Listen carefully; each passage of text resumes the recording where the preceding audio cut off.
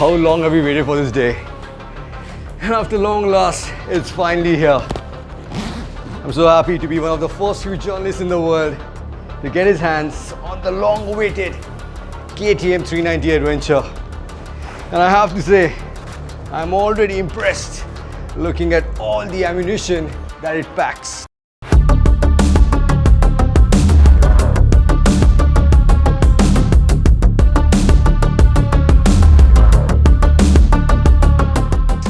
We are talking about lean sensitive traction control, cornering ABS, a quick shifter and an auto blipper standard.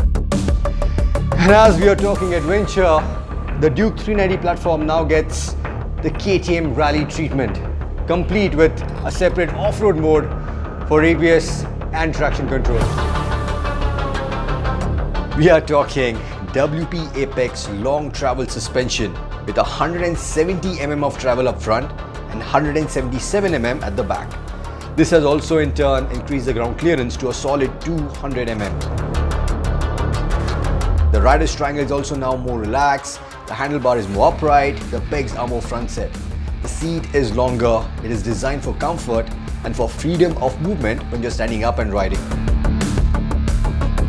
At 1430 mm, the wheelbase is also a lot longer for better stability on the road and off it.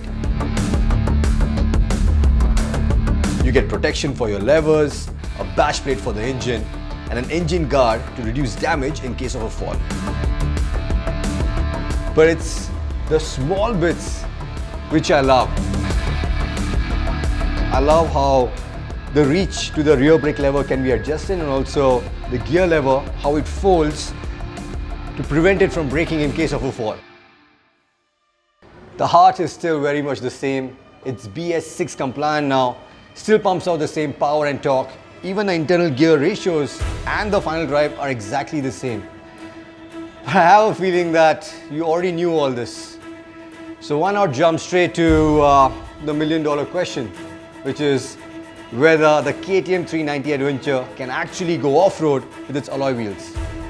And the short answer to that question is yes, it can, with an asterisk on the top.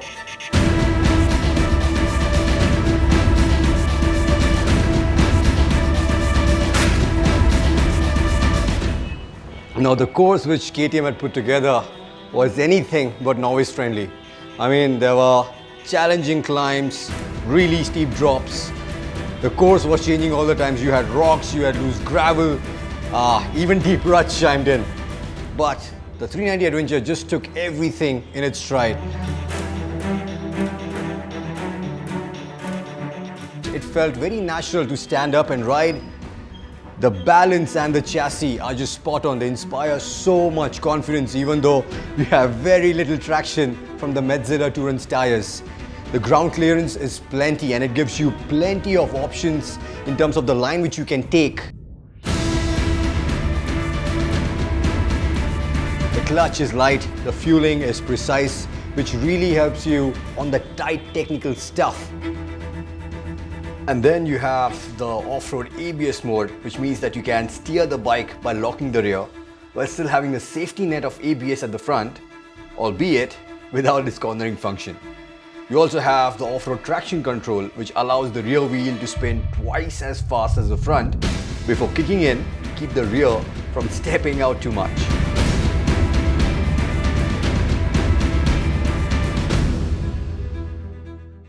But to be honest, it was still too intrusive for my liking and I preferred to switch it off altogether. And I so wished that it stayed that way the entire time, because the traction control would come back on every now and again. I would switch the engine off and on again using even the kill switch. Which, to be honest, after a while started getting really annoying. But the one thing which upset me the most as an enthusiast was the realization that other than the rear preload, the suspension on the 390 Adventure is completely non-adjustable. And that essentially renders the 390 as a soft roader, because as soon as you introduce speed into your off-road exploits, something which you will be tempted to do considering how good the chassis is, how good the ergonomics are, the suspension just doesn't support the speed. It is too soft and tends to bottom out very, very quickly.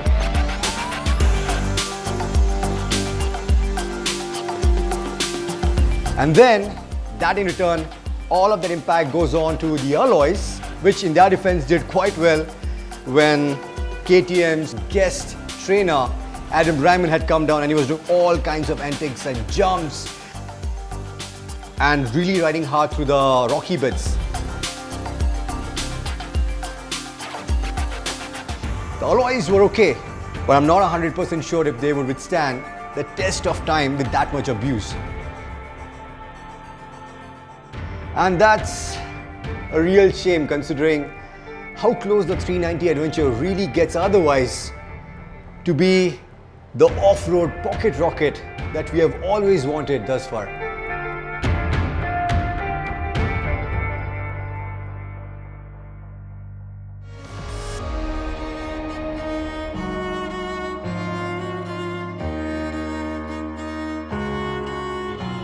But for most, the 390 Adventure is all the bike that you need, provided you can wrap your head around its 850 Farm seat height.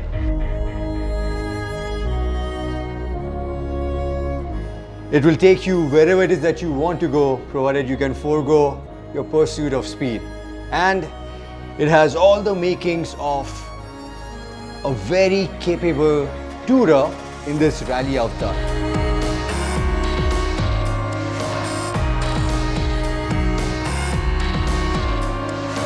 You have comfortable ergonomics, much better seat, you have really good ride quality. This is among the safest bikes around with the cornering ABS and traction control. And it is loaded to the T with tech, Bluetooth connectivity, turn-by-turn navigation and an up and down quick shifter to boot. You also have a 400km claim range with its bigger 14.5 litre tank. Your cruising speed could easily be 130 with minimum vibes. You have adjustable windscreen and improved cooling as well thanks to the curved radiator and the twin cooling fans. And then when you look at its price, 2.99 lakhs, it's really a no-brainer. The 390 Adventure is undoubtedly a game changer in every sense of the term for the biggest motorcycling genre in India, touring.